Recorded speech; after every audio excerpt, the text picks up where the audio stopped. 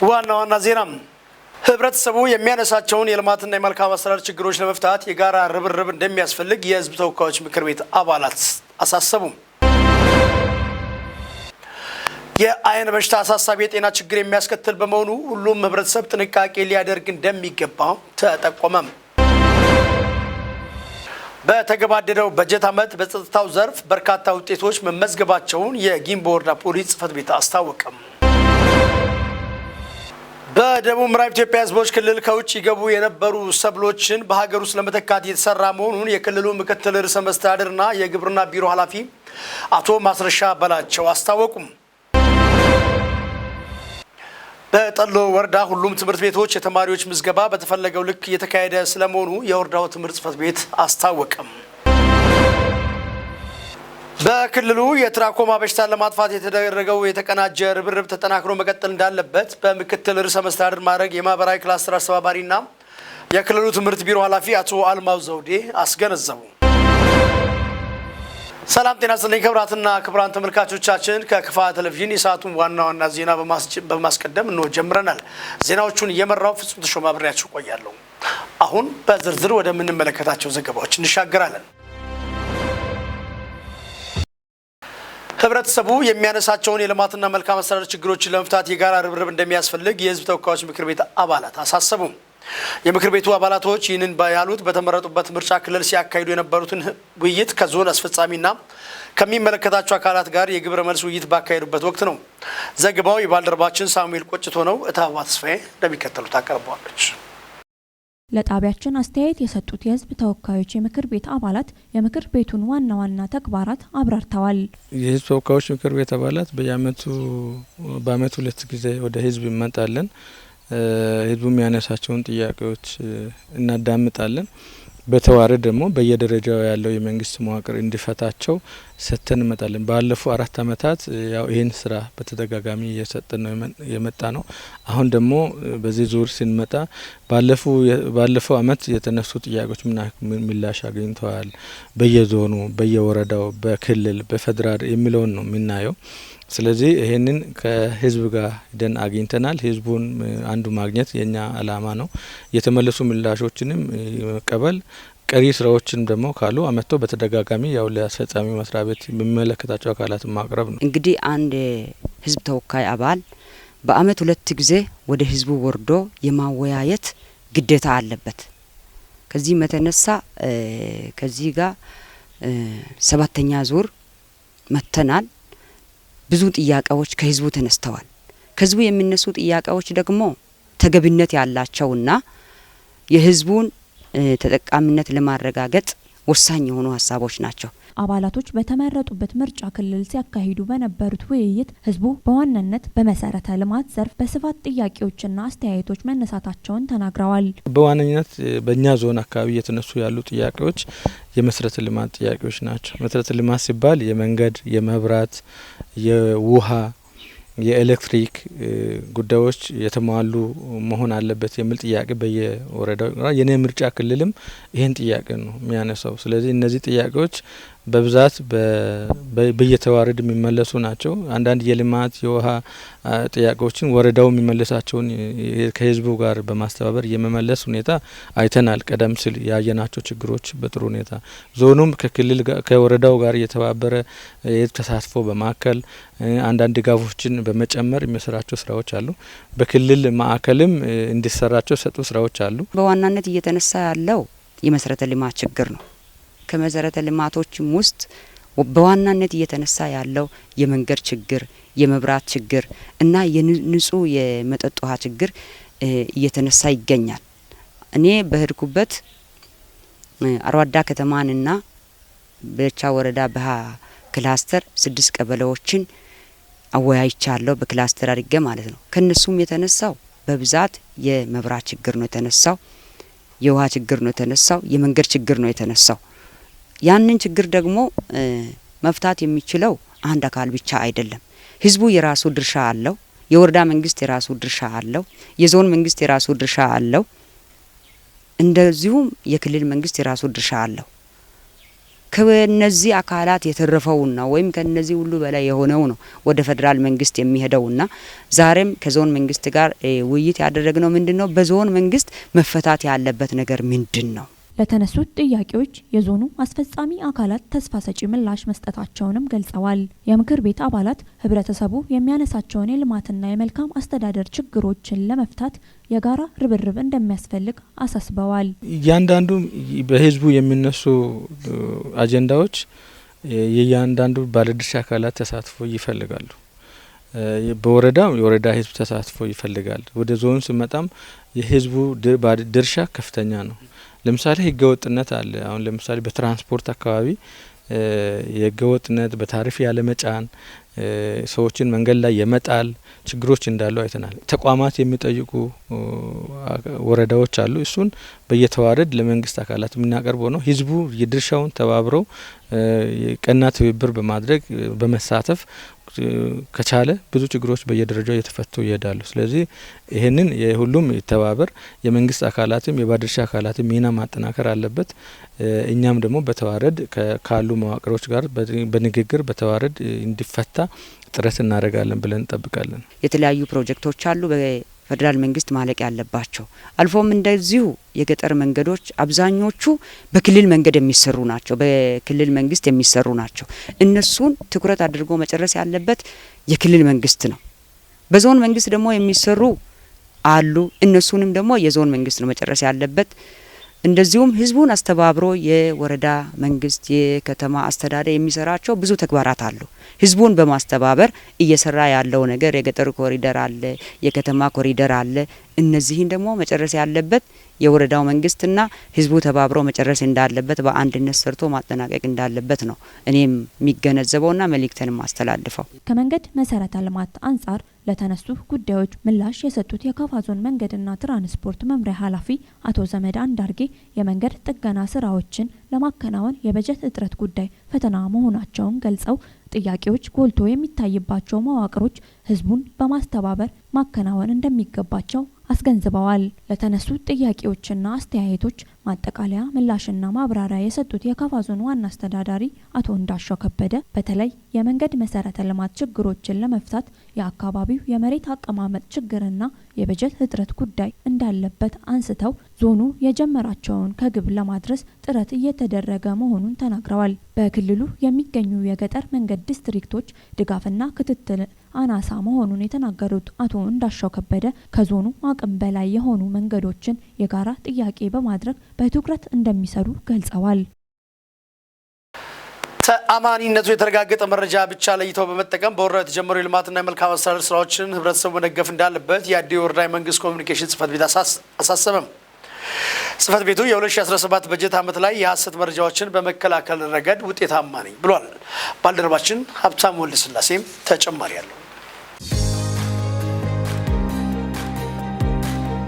ሚዲያ ስንጠቀም እንግዲህ ለኡነታ መጠቀም አለብን የሚል መሰረታዊ አላማ ነው ያለው። ከዚህ ከአላማ ውጪ ያው የምንጠቀም ከሆነ ሚዲያው አንድን ሀገር ገጽታው ለማበላሸትም የገጽታ ለመገንባትም ትልቅ ሚና በእጁ አለ። ሚዲያን ለተፈለገ አላማ ብቻ መጠቀም ምንችል ከሆነ ትውልድ ለመስራት ምንችል ከሆነ ልማት ለመስራት ምንችል ከሆነ በአካባቢ በነበረን እሴቶች ለመስራት ምንችል ከሆነ የተሻለ ሀገር መገንባት የተሻለ ሀገር ተክተን ገንብተን ለትውልድ ማሸጋገር አለብን የሚለው ነገር አላማ ይዞ መንግስትን በዚህ ልክ የለውጦ መንግስት ትልቁ እምነት ያለው በዚህ በሚዲያ ስራ ላይ ነው። ስለዚህ ሚዲያ ለምንድን ነው የምንጠቀመው ስንል እንግዲህ በኢትዮጵያ ደረጃ ላይ ኢትዮጵያ ውስጥ የነበረ የታሪክ ስርዓቱም ይታወቃል፣ የመንግስታት ስርዓቱም ይታወቃል። ያለፈው ስርዓቶች አሁኑ ስርዓት በምን ይለያሉ የሚለውን ይህንን ማስተማር የምንችለው በሚዲያ ነው። በትልቅ ሚዲያ ውስጥ ትልቅ አውታር ትልቅ ቦታ ተሰጥቶ ያው ስተገበር በሀገር ደረጃ ትልቅ ቦታም ተሰጥቶ እየተገበረ ያለ ትልቅ ዘርፍ ቢሆንም እንደኛ አካባቢ ላይ ያሉ የተሻሉ ጸጋዎች አሉ። እነዚህ ትልቁ ታላቁ ትርክት የምንላቸው ባዲዮ ላይ ምንድናቸው? ታላቅ ትርክቶች ባዲዮ ላይ ያሉ ታላቅ ትርክት ምንድናቸው? እንግዲህ በልማት ስራ በስንዴ ሀብት በቦንጋ ምርጥ በግዘር የምትታወቅን እቺን ሀገር ለዓለም አደባባይ ማሳየት አለብን ብለን በሚዲያ አቅደናል። በወረዳችንም ውስጥ ከወረዳ ውጭ በየትኛ አካባቢ ያለው ህብረተሰብ ክፍል በሙሉ ተገቢ የሆነ መረጃ ከተገቢ ቦታ ማግኘት መቻል አለበት። ተገቢ መረጃ ከተገቢ የሆነ ሳያገኝ ከማይጠቅሙ ከኢመደበኛ ከሆኑ ከሚዲያ ገጾች በማግኘት መንግስት እንዳይሰራ አይነት መንግስት እንደማይችል አይነት አላስፈላጊ ነገር ውስጥ የገቡ ያሉ ህብረተሰብ ክፍሎች ተቆጥቦ ተገቢ መረጃ ከተገቢ ምንጭ በማግኘት የተገቢውን ሀሳብ ሼር በማድረግ ከመንግስት ጎን በመሆን ለልማታዊ ጉዟቸው ትልቅ መሰረት ጥለው ማለፍ እንዳለባቸው ነው ማስተላለፉ።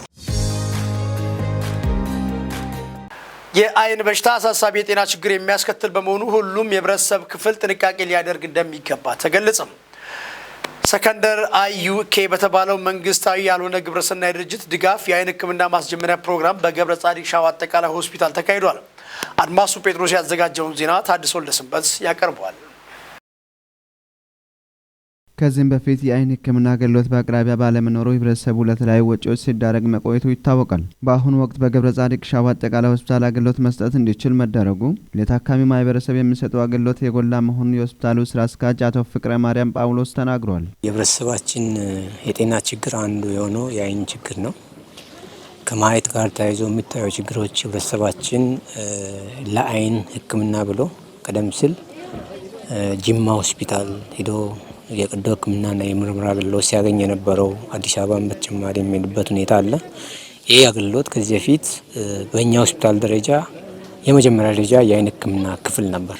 ይህንን ለማሳደግ ሰከንደሪ አይ ኬር ክሊኒክ ከኦርቢስ ዩኬ ከሚባል ድርጅት ጋር በመተባበር በርካታ የሆኑ የአይን ህክምና መሳሪያዎችን በማስገባት አገልግሎቱን ለማስጀመር የባለሙያዎችን ዝግጅትና ያለንበትን የህክምና አገልግሎት መስጫ ክፍሎችን አይቶ አገልግሎቱን ለማስጀመር ላውንች ሲደረግ ለኛ ትልቅ እፎይታ ነው የሚሰጠው። ይህን አገልግሎት በዘመቻ መልክ ከሌሎች አካባቢዎች መጥቶ የሚሰጡትን በእኛ ሆስፒታል በስፔሻሊቲ አገልግሎቱን ለማስጀመር ማቀዳችንና ወደ ትግበራ ለመግባት እየሄድን ያለነው እንቅስቃሴ እጅግ በጣም በሆስፒታል ደረጃ እኛን የሚያስደስት መሆኑን ነው የተገነዘብነው። በፕሮግራሙ ማስጀመሪያ ላይ የተገኙት ኦርቢስ ኢንተርናሽናል ኢትዮጵያ ዳይሬክተር ዶክተር አለማዮ ሲሳይ በበኩላቸው ህክምና በሆስፒታሉ መጀመሩ ለአካባቢው ማህበረሰብ የሚሰጠው ጥቅም የጎላ መሆኑን ተናግሮ አሁን ላይ ቅድመ ዝግጅት በመደረጉ መደሰታቸውንም ገልጿል። ይሄ አካባቢ የአይን ጤና ሽፋን ይጎለው ነበረ፣ በጣም ችግር እንደነበረ እናስተውላለንና ከዛን ጊዜ ጀምሮ የዚህ የሳውዝ ዌስት ኢትዮጵያ ሪጅንን በተለይ አሁን አዲስ ክልል ከሆነ በኋላ የአይን ጤናን እንዴት ነው ተደራሽ ማድረግ የሚገባን እያል ብዙ በቢሮ ደረጃ እንወያያለን፣ እንነጋገራለን። እንግዲህ ቀስ እያልን በማስረዳት ተጨባጭ ሁኔታውን በማስገንዘብ ለዚህ የሚያስፈልገውን ሪሶርስ በተለይ በሁለተኛ ደረጃ የአይን ጤናን ተደራሽ ለማድረግ የሚያስፈልገውን ሪሶርስ እያሰባሰብን ቆይተናል።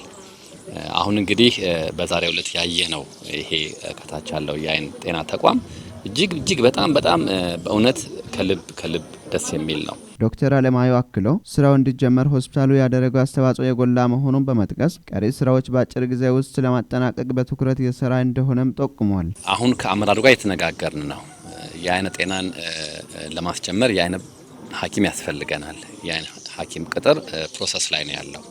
እሱ እንደጨረሰ የተጀመረውም አዲሱ ህንጻ የሚያስፈልጉ እቃዎች ከገቡ በኋላ ተከታታይነት ያለው በቋሚነት ማለት ነው የአይን ጤና ለማህበረሰቡ ለማድረስ በእኛ በኩል ዝግጅቱን ጨርሰናል። ከዚህ በኋላ ምናልባት ጥቂት ወራቶች ናቸው የሚፈጁብን። በዛ ላይ ነው ያለነው።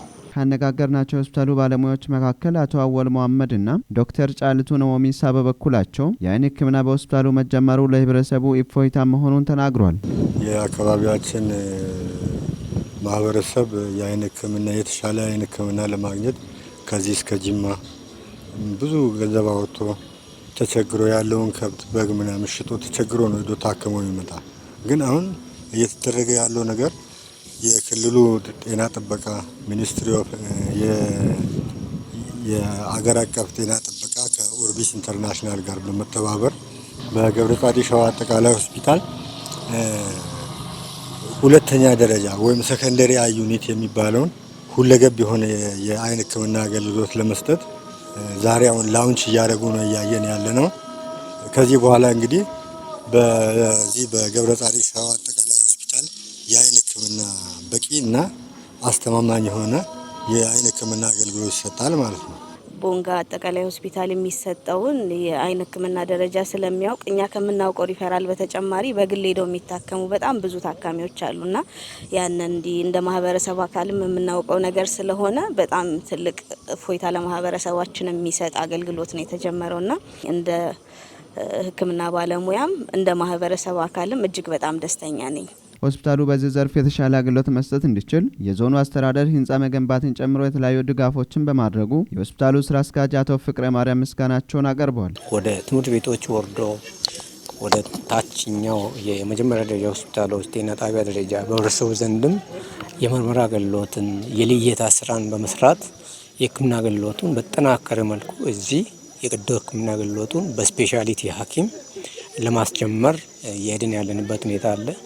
ይህን ደግሞ ለማመስገን የምንወደው የዞኑ መንግስት ከ70 ሚሊዮን ብር በላይ አውጥቶ በገነባው ህንፃ ውስጥ የታችኛውን ክፍል ለህብረተሰባችን አገልግሎቱን የአይን ህክምና አገልግሎት ለመክፈት እንድናደርግ ትልቅ ስራ ነው የሰራው። በመጨረሻ በዘርፉ ደጋፊ የሆኑት ሚኒስትር አንድሮ ኦባንግ በበኩላቸው ቀጣይም ከሆስፒታሉ ጋር በጋራ እንደሚሰሩ ቃል ገብቷል። በተገባደደው በጀት ዓመት በጸጥታው ዘርፍ በርካታ ውጤቶች መመዝገባቸውን የጊምቦ ወረዳ ፖሊስ ጽሕፈት ቤት አስታወቀም።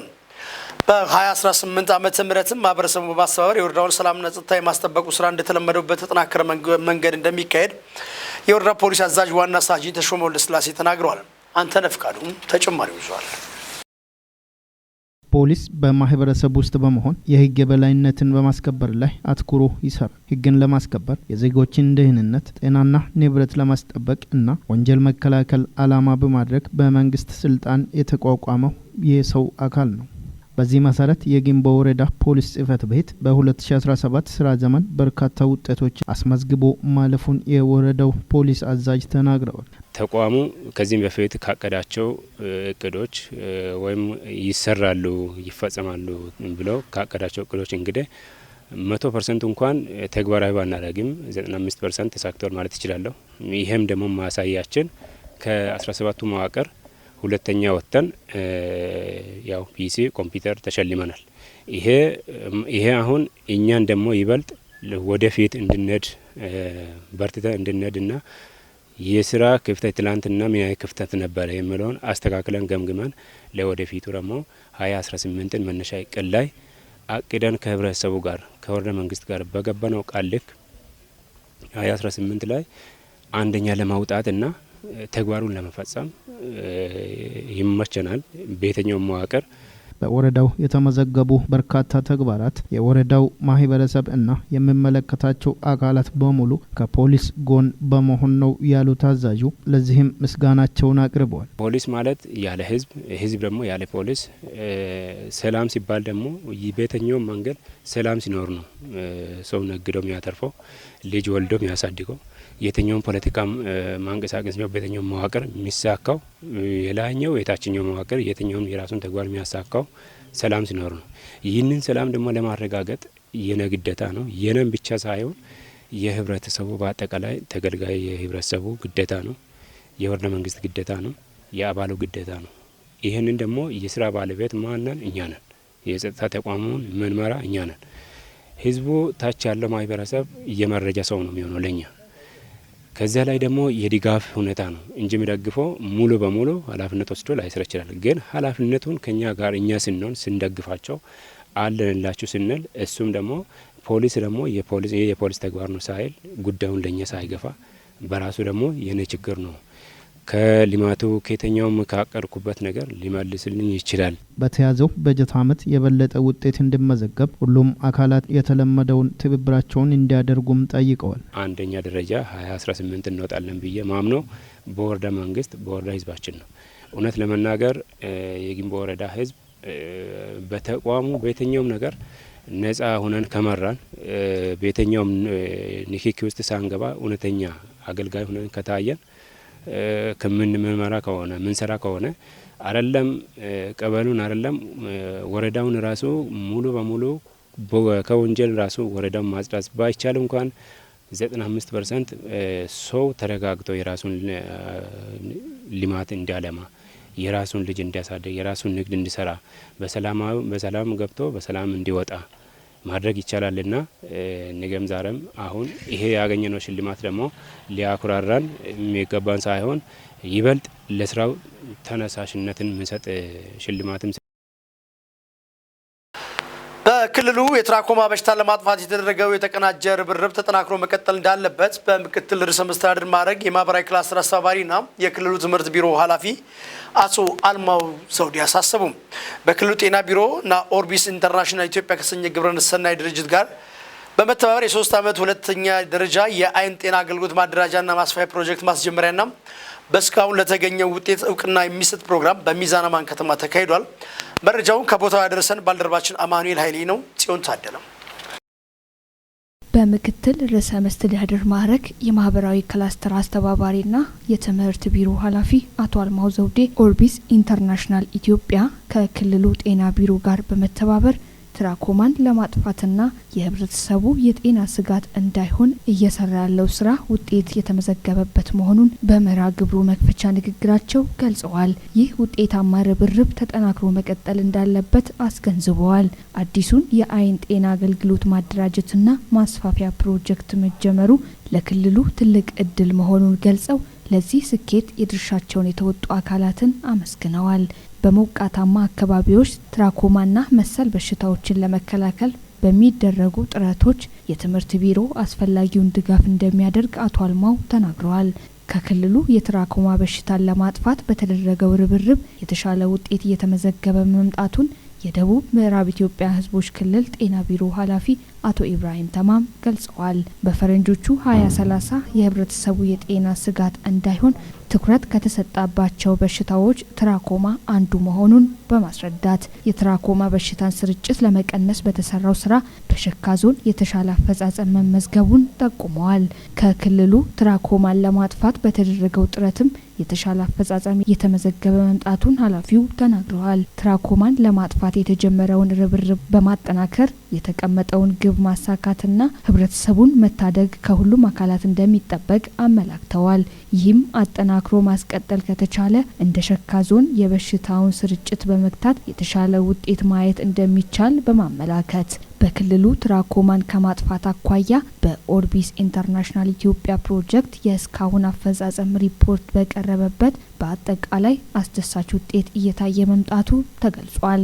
ትራኮማ በዋናነት የሚያጠቃው ህጻናትና እናቶችን እንደመሆኑ በክልሉ በሚገኙ ሁሉም አካባቢዎች ርብርቡ ተጠናክሮ መቀጠል እንዳለበት ተመላክቷል። በትራኮማና መሰል የአይን ጤና እክል የተጎዳን አይን መነጽር በመጠቀም መመለስ እንደሚቻል ተጠቁሟል።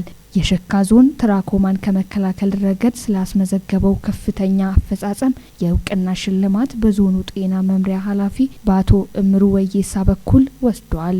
በመድረኩ የክልሉ ከፍተኛ አመራሮች የኦርቢስ ኢንተርናሽናል ኢትዮጵያ አስተባባሪና የዓለም አቀፍ አስተባባሪን ጨምሮ ሌሎች ባለድርሻ አካላት ተሳትፈዋል።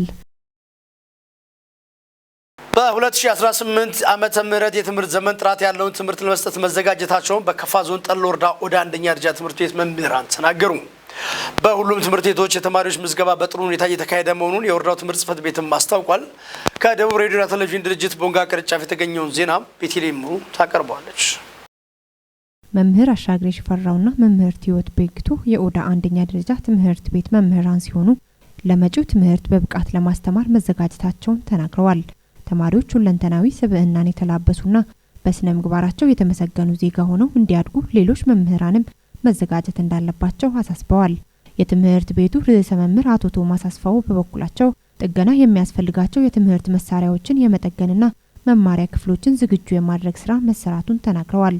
መምህራን በትምህርት ቤቱ አጫጭር ስልጠናዎች በመውሰድ በብቃት እንዲያስተምሩ ለማድረግ መሰራቱን ርዕሰ መምህሩ ገልጸዋል። የወረዳው ትምህርት ጽሕፈት ቤት ኃላፊ አቶ ሙልጌታ ከበደ በበኩላቸው የ2018 ዓመተ ምህረት ትምህርት ለማስጀመር ቅድመ ዝግጅት ተደርጓል ብለው 1,199,000 ብር በትምህርት ለትውልድ ንቅናቄ መሰብሰብ መቻሉን ጠቁመዋል። በዚህም አዳዲስ የመምህራን መኖሪያ ቤት፣ የተማሪዎች መቀመጫ ወንበርና መማሪያ ክፍሎች መሰራታቸውን ተናግረዋል። ባለፈው ትምህርት ዘመን እድሜያቸው ለትምህርት የደረሱ ህጻናት ትምህርት ገበታ ያለመምጣትና መጠነ ማቋረጥ በዘርፉ የታዩ ክፍተቶች መሆናቸውን ገልጸዋል። ይህንን በሚቀርፍ ሁኔታ በሁሉም ትምህርት ቤቶች የተማሪዎች ልየታ ተደርገው ተማሪዎች የተመዘገቡ መሆናቸውንም አንስተዋል። ተማሪዎች ከትምህርት ገበታ እንዳይርቁ በወረዳው መንግስት 60 ደርዘን ደብተርና 30 ደርዘን እስክሪፕቶ ተገዝቶ ለአቅመ ደካማ ተማሪዎች መሰጠቱን ተናግረዋል። የወረዳው አስተዳዳሪ አቶ አትርሴ ሸታቸው በበኩላቸው ትምህርት ለሁሉም እድገት መሰረት መሆኑን ተናግረው በወረዳው የትምህርት ንቅናቄ ተደርጎ ቅድመ ዝግጅት መጠናቀቁን ጠቁመዋል። ኃላፊነት የሚሰማው ትውልድ በመገንባት ሂደት ውስጥ የትምህርት አመራሩ፣ የትምህርት ባለሙያ፣ መምህራንና ሌሎች ባለድርሻ አካላት ሚናቸውን በአግባቡ ሊወጡ እንደሚገባም አሳስበዋል። በደቡብ ምዕራብ ኢትዮጵያ ሕዝቦች ክልላዊ መንግስት ከውጭ ይገቡ የነበሩ ሰብሎችን በሀገር ውስጥ ለመተካት እየተሰራ መሆኑን የክልሉ ምክትል ርዕሰ መስተዳድርና የግብርና ቢሮ ኃላፊ አቶ ማስረሻ በላቸው አስታወቁም። በክልሉ ቤንች ሸኮ ዞን የጉራ ፈርዳ ወረዳ አርሶ አደሮች በበኩላቸው በሩዝ ምርት ውጤታማ መሆናቸውን ተናግረዋል። ከደቡብ ሬዲዮና ቴሌቪዥን ድርጅት ቦንጋ ቅርንጫፍ የተገኘውን ዘገባ ታባ ተስፋዬ ታቀርበዋለች። የከተማ አስተዳደሩ የምግብ ስርዓት ማጠናከሪያ ፕሮግራም ሰራተኞችና የቴክኒክ ኮሚቴ አባላት በደቡብ ምዕራብ ኢትዮጵያ ህዝቦች በፕሮግራሙ የተሰሩ ስራዎች የልምድ ልውውጥ የመስክ ጉብኝት አድርገዋል። የጉብኝቱ ዓላማ በክልሉ ግብርና ቢሮ የምግብ ስርዓት ማጠናከሪያ ፕሮግራም የተከናወኑ ውጤታማ ተግባራት ልምድ ለመካፈል መሆኑ ተገልጿል። በመርሃ ግብሩ ላይ የመክፈቻ ንግግር ያደረጉት የክልሉ ምክትል ርዕሰ መስተዳድር አማካሪና የግብርና ጽሕፈት ቤት ኃላፊ አቶ ዮሐንስ መላኩ ክልሉ አዲስና የለውጡ መንግስት የፈጣን ምላሽ ውጤት መሆኑን በመጥቀስ በግብርናው ዘርፍ በርካታ ውጤታማ ስራዎች እየተከናወኑ መሆኑን ገልጸዋል። በክልሉ በግብርናው ዘርፍ ምርታማነትን በማሳደግ ተጠቃሚነቱን ለማረጋገጥ ከተለያዩ ፕሮግራሞች ጋር በቅንጅት እየሰራ መሆኑን አንስተዋል። ከነዚህም አንዱ የስርዓተ ምግብ ማጠናከሪያ ፕሮግራም መሆኑን በመግለጽ ፕሮግራሙ ግብርናን በማዘመን ምርትና ምርታማነትን ለማሳደግ አይነተኛ ሚና እየተጫወተ መሆኑን ጠቁመዋል። የእንኳን ደህና መጣችሁ መልእክት ያስተላለፉት በክልሉ ግብርና ቢሮ የምግብ ስርዓት ማጠናከሪያ ፕሮግራም ስራ አስኪያጅ አቶ ወንድወሰን ሁሴን ፕሮግራሙ በ9 ክልሎችና 2 ከተማ አስተዳደር የሚከናወን መሆኑን ተናግረዋል። በክልሉ በ6 ዞኖች በ15 ወረዳዎች እየተሰራበት መሆኑን የጠቀሱት ስራ አስኪያጁ የድሬዳዋ ከተማ አስተዳደር ቴክኒክ ኮሚቴ አባላት ክልሉ መርጦ ልምድ ለመካፈል መምጣታቸውን አመስግነዋል። ጉብኝቱ ከተደረገባቸው ስራዎች መካከል በከፋ ዞን ጨና ወረዳ የጎታ ቀነች የተቀናጀ የአሳ እርባታ ይገኝበታል። ክቡራትና ክቡራን ተመልካቾቻችን ለሰዓቱ ከክፋ ቴሌቪዥን ያሰናዳናቸው ዜናዎች ቀደም ሲል የተመለከታችኋቸውን ይመስሉ ነበር። ከቀሪ የክፋ ቴሌቪዥን ፕሮግራሞች ጋር እንድትቆዩ እየጋበዝኩ ዜናውን እየመራው ፍጹም ተሾመ ቆይታ አድርጌያለሁ። ሰላም።